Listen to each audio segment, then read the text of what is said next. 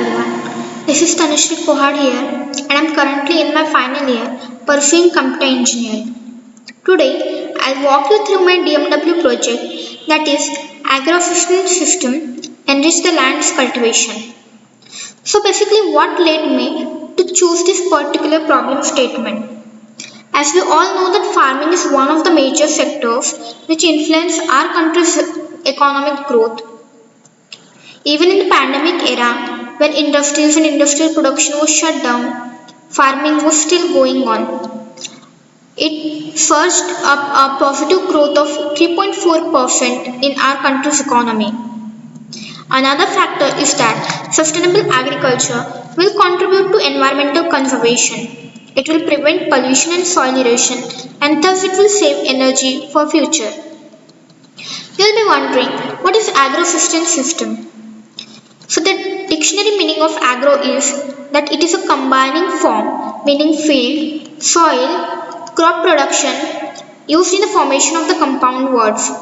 So in my project I have done nothing but use these three keywords to implement my project. In this project I present you with a system in which the following applications are implemented: crop recommendation system and fertilizer recommendation system. For any machine learning project to be successful, you have to follow these 5 steps. That is, the first is to define a problem statement. Second, to build a proper data set. Third, train the model. Next, evaluate the model. And the last is model inference, that is, use your model.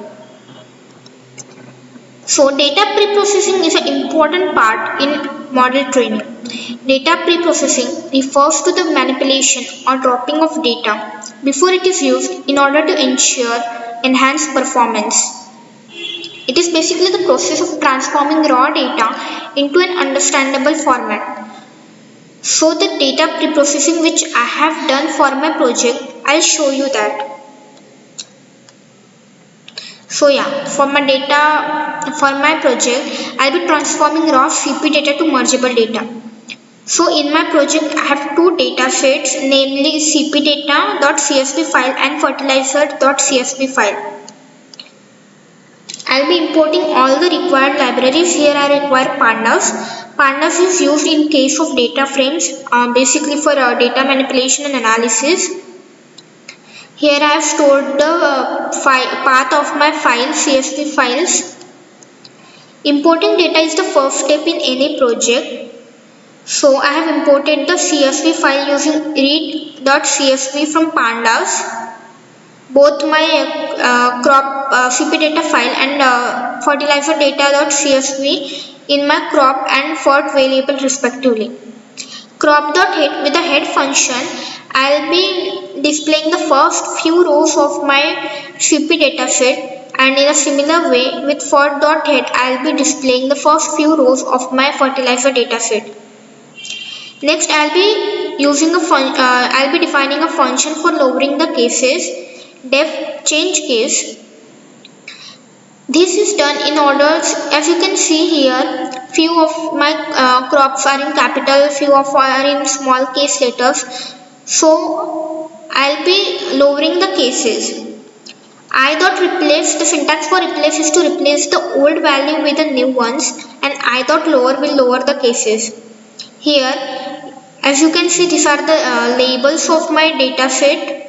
Temperature, here in the CP dataset, temperature, humidity, pH, rainfall and label. Label is nothing but the names of the crops. And in my fertilizer dataset, here I have crop, NPK values and then pH value. So I'll be here I have defined a change case function for lowering the cases. So I'll be applying that change case to the crop column of my fertilizer dataset and label column of my crop dataset. Next, I'll be making some changes in my fertilizer dataset. That is, I'll be replacing, for instance, pigeon peas tur dal with only pigeon peas. So I'll be replacing these crop names. Next, after this few changes, as you can see, this I am displaying the first few rows of my crop dataset and then last few rows of my dataset with the help of .tail. Next, crop names equals to crop label dot unique. It is basically used to display an array of all the unique crops in my crop CP dataset. Here, as you can see this, I have an unnamed 0 column which I do not require. So with the help of the del, I'll be deleting this column. The syntax for the same is del df, here data frame whichever you require to delete, and the name of the column which you want to delete from your dataset. So we have displayed all the unique crop names from the CP dataset. In a similar fashion, I'll be displaying all the unique crop names from my fertilizer dataset. These are all the unique crops which I have in my fertilizer dataset. Next, I'll check if the crop which I have unique crop for I in crop names from for. We have stored all the unique crop names from the fertilizer dataset in crop names for. So I'll be displaying that crop names. So you can see here for each and every unique crop name I have at least 100 rows. Like for rice I have 100 rows, then for maize I have 100 rows. Next, I am displaying the label from CP dataset. So you can see that the length of my dataset, that is the rows in my dataset, is around 3100. Next, I am initializing an empty list. I am creating an empty list with the variable name extract labels, and for all the unique crop names which I have stored in crop names from for, I will be appending them in this extract labels list. Using extract labels from crop, I will be getting all the data related to those labels. So here I am doing nothing but creating a data frame with the help of the pd.data frame, and for the crop as well as fertilizer dataset. For label in extract labels, new crop equals to new crop dot append. Crop label is exactly equal to label. So in case of CP dataset, whatever unique values which I have stored, I'll be appending them to new crop. And in for the same way will be applied for the fertilizer dataset. Dot ilog0 is nothing but start from the first row itself, that is 0th position itself. This is what, after all the pre-processing, I have got this new crop dataset here. You can see the labels are the same, and after all the pre-processing I have 2200 rows, and this is my new fertilizer dataset which I have received after all the pre-processing. Here I have 95 rows. Next, I'll be storing this new fert and this new crop in a new file which I have named as merge file crop and merge file data, and I'll be storing them in this file. I'll be storing this new crop and new fert in this file with the help of .2csv command. This was the part of pre-processing. Now we will see, as I have told, that I'll be implementing my project in two modules, that is crop recommendation system and fertilizer recommendation system. So for crop recommendation system, the goal was to recommend optimum crops that can be cultivated by farmers based on several parameters and help them make an informed decision about cultivation. The algorithm I have used for the implementation of my project is random forest classifier. So you'll be wondering, what is random forest classifier? So random forest classifier, you can say that random forest is nothing but a forest. As we all know, forest is a collection of trees. In a similar fashion, random forest is an ensemble of decision trees, after which the decision tree gets a separate result. So what is a decision tree? A decision tree, it is a decision support tool which makes use of a tree structures of decisions and their possible outcomes.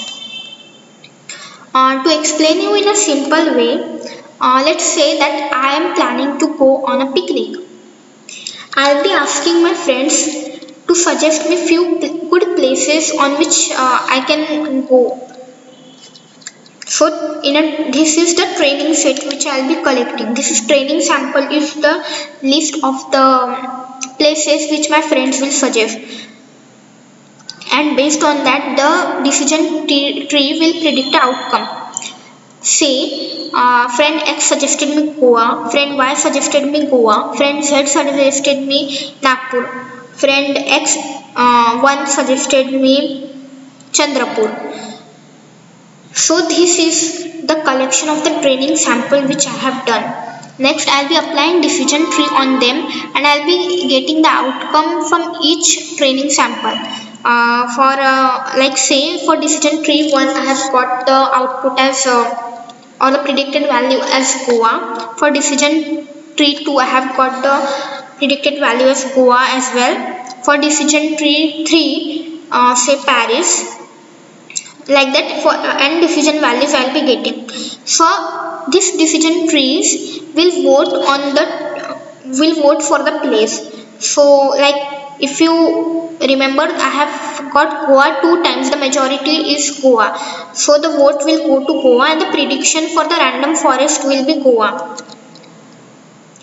If you look in this image, you can see decision tree 1 is predicting output as apple, decision tree 2 is predicting output as a mango, decision tree 3 is predicting output as apple.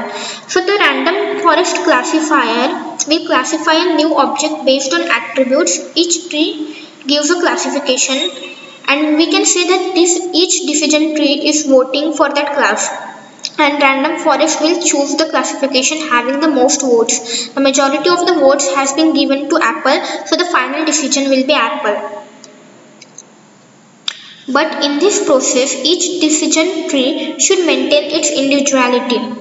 So how does we ensure the behavior of each individual tree is uncorrelated with the behavior of any other trees in the model? We can ensure this with the help of two methods, that is bagging, also known as bootstrap aggregation. In this, the decision trees, as we all know, that they are very sensitive and they will be trained even on small changes, so that we can see it will result in significantly different tree structures. Next method is feature randomness.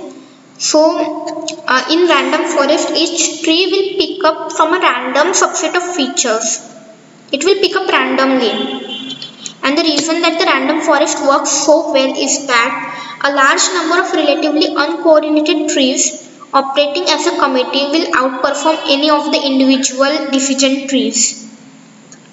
I'll be stating a statement here that before this pre-processing accuracy was somewhere only around 97%, but afterwards it surged up to 99.09%.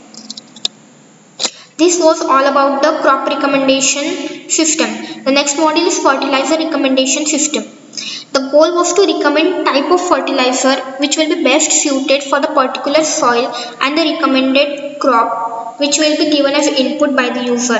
And for this I'll be using my fertilizer dataset and merge file crop which I have got after the pre-processing.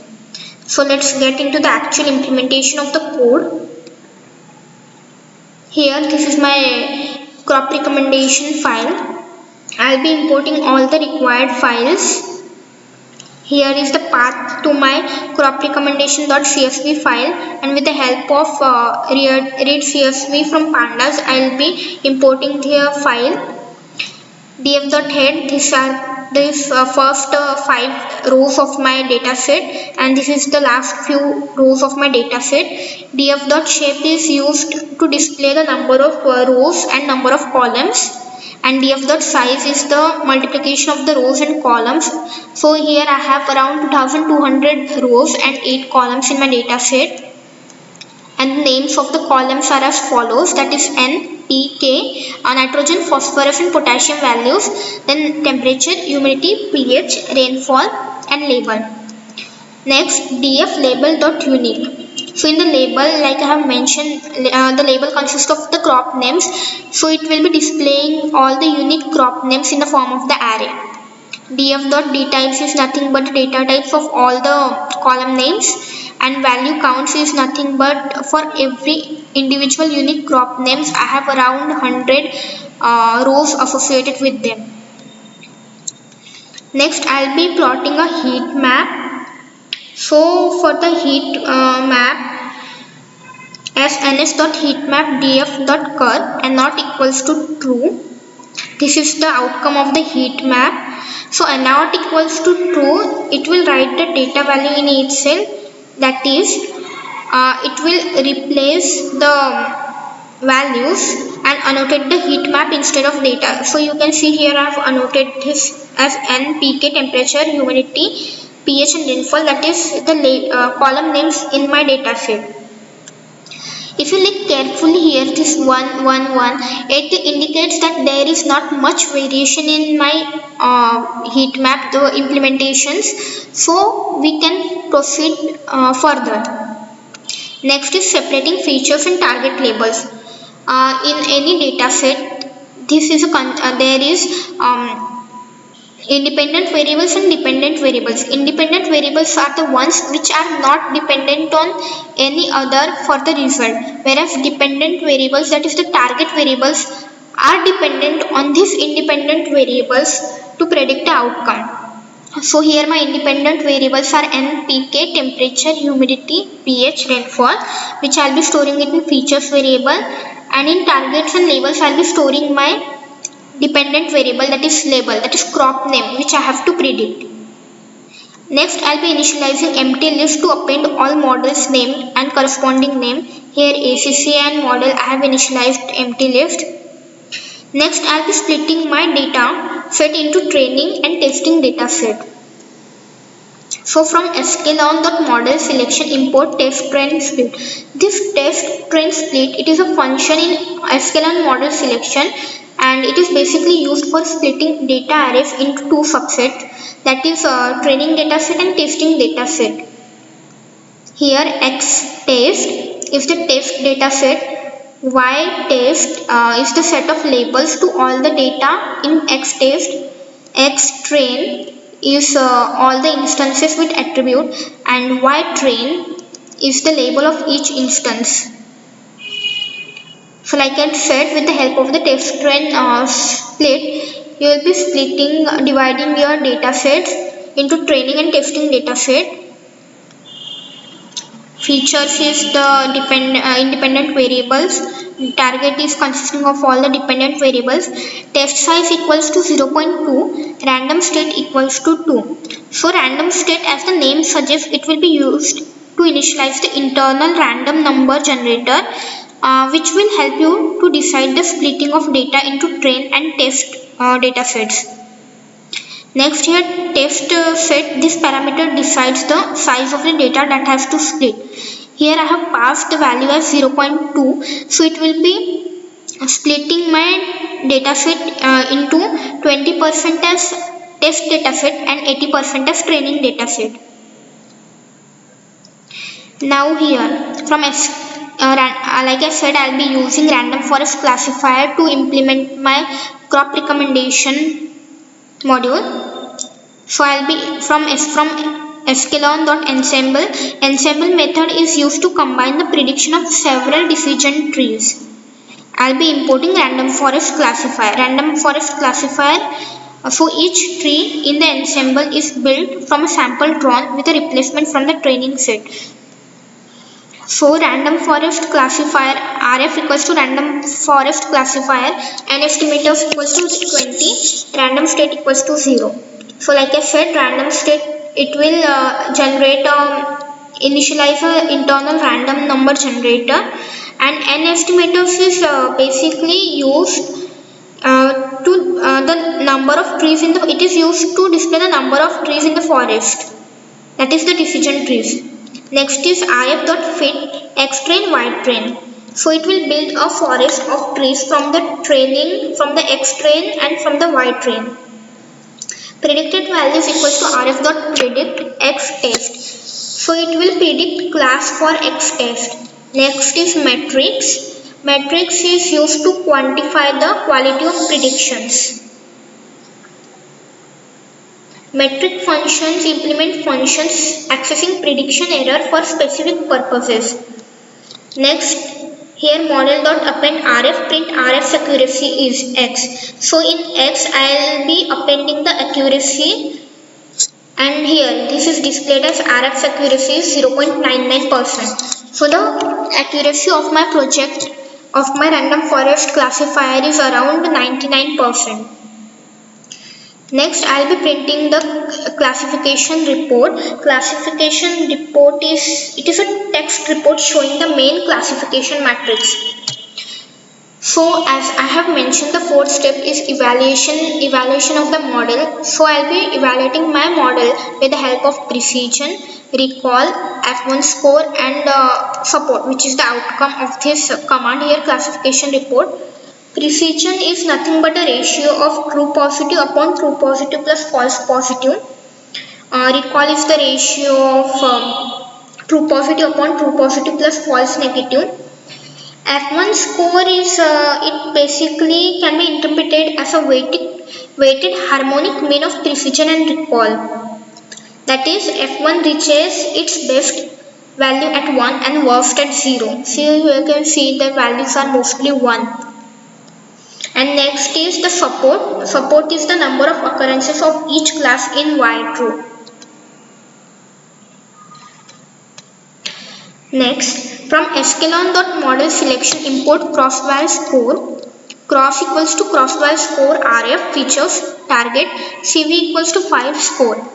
So I'll be importing this crossval score, which is used to evaluate the score by cross validation. It will determine the cross-validation splitting energy. So here you can see for the precision, then this is recall, then F1 score. So for each and every feature, that is the independent variable, you will be determining the cross-validation splitting energy. Next, saving trained random forest classifier. This is not required in every case, but since I am using Flask to implement my project, as to show you the application front end of the application, I am using Flask. So I require to save my random forest classifier model which I have trained. For that I will be using Pickle. Pickling is the process whereby a Python object hierarchy is converted into a byte stream. Next, I will be dumping the random forest classifier with the help of the pickle. So I have stored this pickle file in randomforest.pickle, and I will be opening this pickle file in the format WB. WB is nothing but write and binary. Since I have to store the file, so I will be opening it in write and binary. Next, I will be dumping my pickle model with the help of pickle.dump, and I will close all the pickle instances with the help of pkl.close. Next, I am plotting a graph to show the accuracy. This is done with the help of plt.figure. Fig size equals to 10,5. 10,5 is nothing but the width and height in inches, and dpi equals to 100 is the resolution of the figure in dots per inch. I have titled my graph as accuracy. Here you can see it is accuracy. Next, you can see it as accuracy. Next, my x label as accuracy and y label as algorithm. X label as accuracy and y label as algorithm. This is the final outcome of the crop recommendation system, that is making a prediction. We will be predicting our output. So for that we will be passing the NPK values, then temperature, humidity and rainfall values, and with the help of the RF random forest classifier we will be predicting the data and will print the same. So for these particular values I am getting coffee as my outcome. So this is nothing but what we will be implementing in our project for crop recommendation system. Next we will go on with the fertilizer recommendation system, which is my next module. For that as well I will be importing all the required libraries in a similar fashion. Next I will be importing my data set which I have stored it in fertilizer data path. Here I am displaying the first 5 rows of my fertilizer data set, and here I do not require this unnamed column, so I'll be deleting it with the help of del unnamed 0. Here I have passed the column name which I have to delete. And merge for dot describe. Describe is used to view some basic statistical details like percentile here, mean, then standard deviation, etc. of a data frame. So here you can see this is to describe my n, peak and pH values of my data set. Next I will be viewing all my unique crops in the merge for data set. Here you can see rice, maize, these are all the unique crops, and these are displayed in the form of the array. And with the help of plt.plot, I will be plotting a graph, plotting a figure for my n values, that is nitrogen values. Similarly for p and k values, I have plotted the graph. Next, like we have seen in the crop recommendation data set, we will also plot a heat map here for the fertilizer data set. So this is my NPK values and pH values, and you can see there is not much variation in the values, so we can proceed further with our implementations. Next I will be importing my merge file crop.csv, in which I have done all the pre-processing, store it in merge crop, and this merge for I will be storing it in recofort variable. Next I am importing random.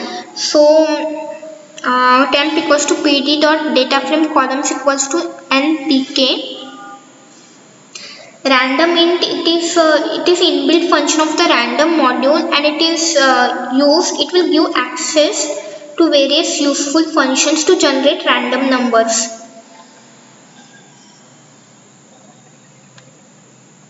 Here for I in range 0 merge crop dot shape 0. So start from the 0th position itself.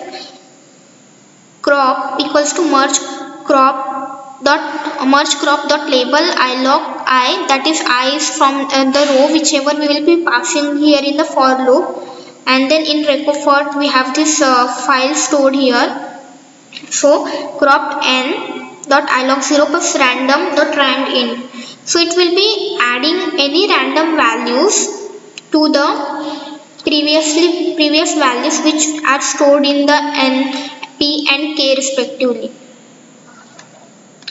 Temp equals to temp dot append d ignore index equals to true. So ignore index, if it is true it will not use the index labels. Next, this is the temperature temp variable, outcome of the temp variable which I have shown here. I have around 2200 rows in it. Next, merge crop, this I have displayed the labels of my merge crops here, in which I have 2200 rows as well. Then here I have this unnamed column which I will be deleting with the help of the del. So the final, after deleting, this will be the final outcome. Next I'll be storing the independent variables in merge crop variable name, and this all the changes I have done, this I'll be storing with the help of .2csv file in crop recommendation.csv. And if everything goes along well, that is if we'll check if everything went fine, then we will import our data set in the import our crop recommendation.csv file in df. So you can see this is my final data set here, which consists of NPK, temperature, humidity, pH, rainfall and label. Now I am done with my second module, that is fertilizer recommendation system. So basically I am done with my machine learning algorithms and all the processings and model training which I required in my project. I have implemented my project with the help of the Flask. So we'll look how it works. So for that I'll be importing all essential libraries and modules. Next we will load the train model.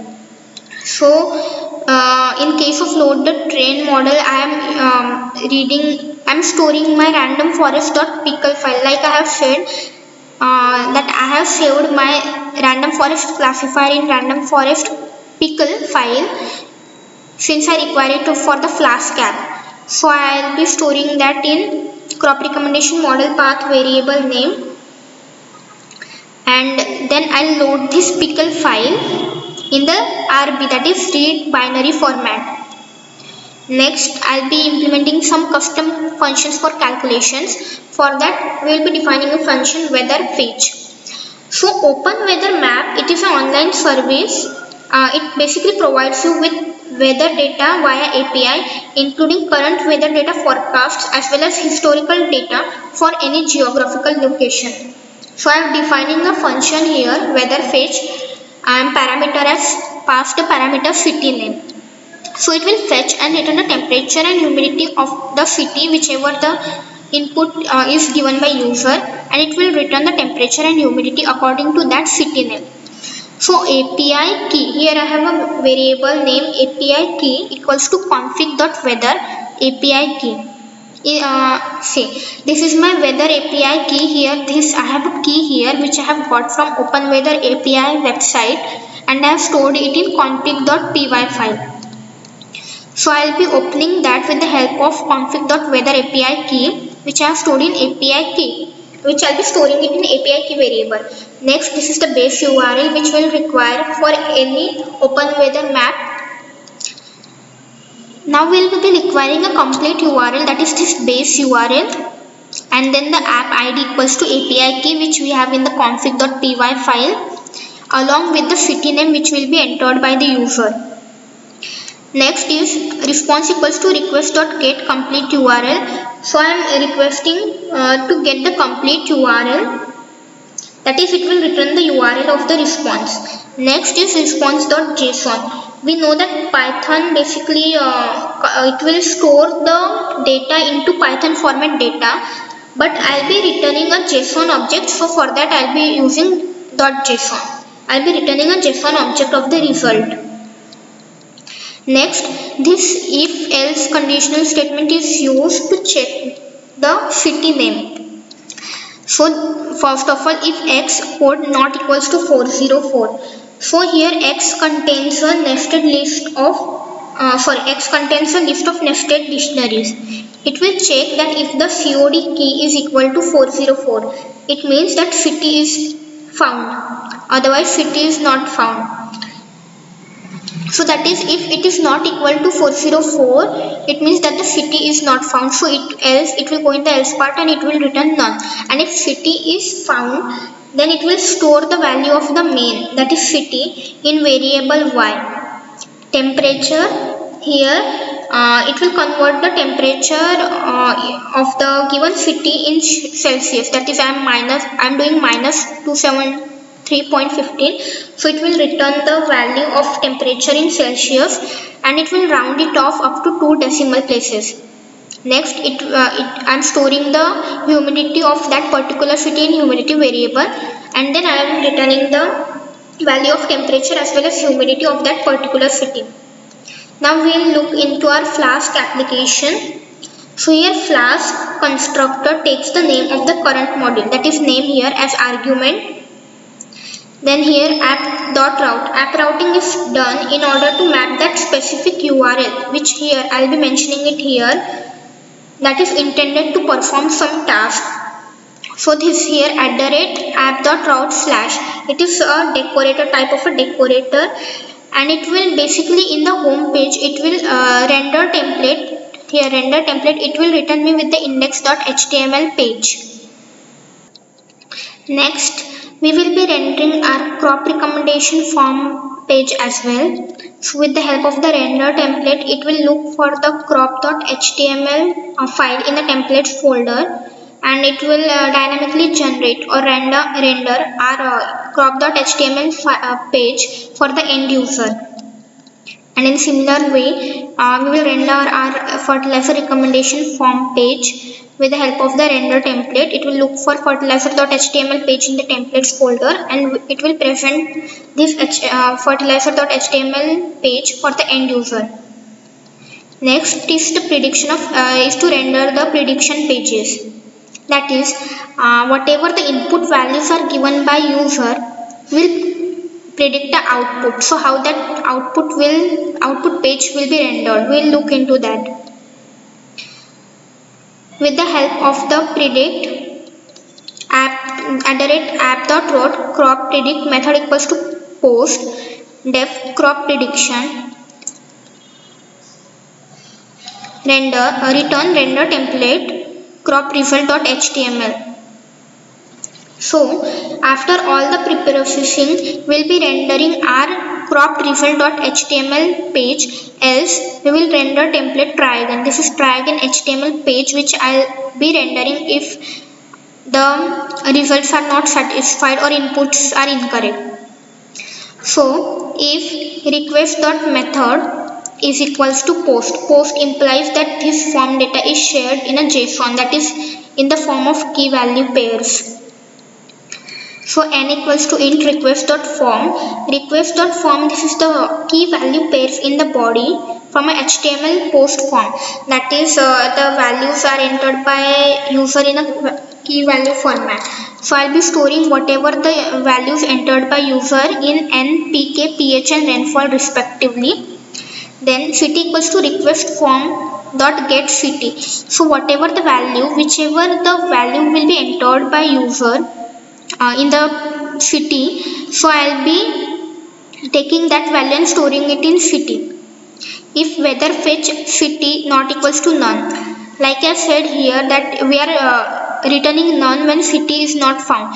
So if the city is found, we will be fetching the temperature and humidity of that particular city. Here if you can recall, this is the outcome, that is the my predicting the crop recommendation file here, this. So you can see that this is my prediction page for the crop recommendation system, and I'll be rendering template as I said crop result page for the crop recommendation system. In a similar fashion for fertilizer recommendation system, I'll be requesting all the nitrogen, phosphorus and potassium values from user. Then I'll be importing my fertilizer.csv file. Here in nr, pr and kr I am storing my npk values respectively from the 0th position, that is 0th row itself. Here in case if the value is not found in the data set, I'll be looking for the nearest value with the help of nr minus n, that is whatever the value is inputted by user, I'll look for the nearest value in my data set. Temp equals to abs, n is to n, abs p is to p and k is to k, that is abs is nothing but it will neglect the minus value, that is it will neglect the minus sign and give you with a positive value itself. Then max value equals to temp, max temp dot keys. If max value is exactly equal to none, so we have this npk values here. So for the fertilizer recommendation system, we will look whatever value, if nitrogen is high or phosphorus is high or potassium is high or they are low. So in max value we will be storing with the value whichever is high or low. For example, say I have the values inputted by user indicates that the n value is very high, so it will store that in the key. And here in the response I'll be giving that key, and then I'll be rendering my fertilizer.result.html page. Now to run this application, the command is if name equals to main app.run debug false. So after running this, you will be getting with a URL here. So if you click on this, you will be redirected to your application. So this is my final outcome. This is my application web page of the application. This is my home page, Agro Assistance. Here you can see this is the front end part which I have done with the help of the HTML files.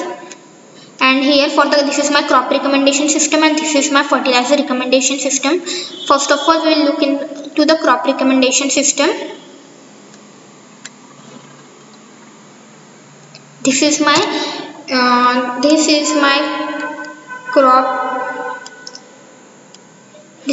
crop.html file.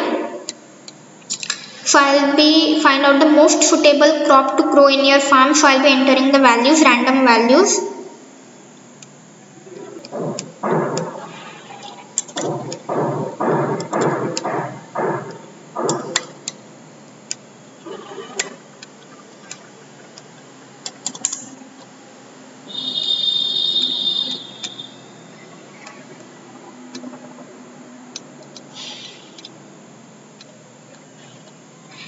Let's choose any city. So open map weather will help fetch the temperature and humidity of that particular city, and then we'll click on predict. So it will render template predict page crop predict.html page. If you know, if you are from Nagpur, you know that oranges are very famous here, so you can more or less say that you have predicted a correct output. But this does not only depend on the city, but it actually depends on the NPK values as well as the pH and rainfall values. So it has predicted that you should grow orange in your farm.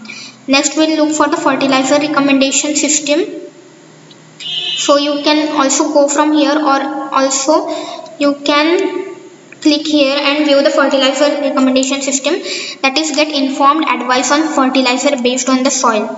Let's say I'm entering my values here, the nitrogen, phosphorus and potassium values, and crop you want to grow. For example, I say mango, and then I click on predict. So it will suggest that the K value, I said that in the key it will store the whatever the value is low or high. So it is saying that the K value of your soil is very low, and it will also provide you with a list of the suggestions which you can use or you can implement in order to enrich your soil's capacity. If I take another example, like I say it as nitrogen as 50, then phosphorus as 16, then potassium as 25, and crop you want to grow for, like I say, apple, then predict. Okay, this is showing the same. Let me change the values again.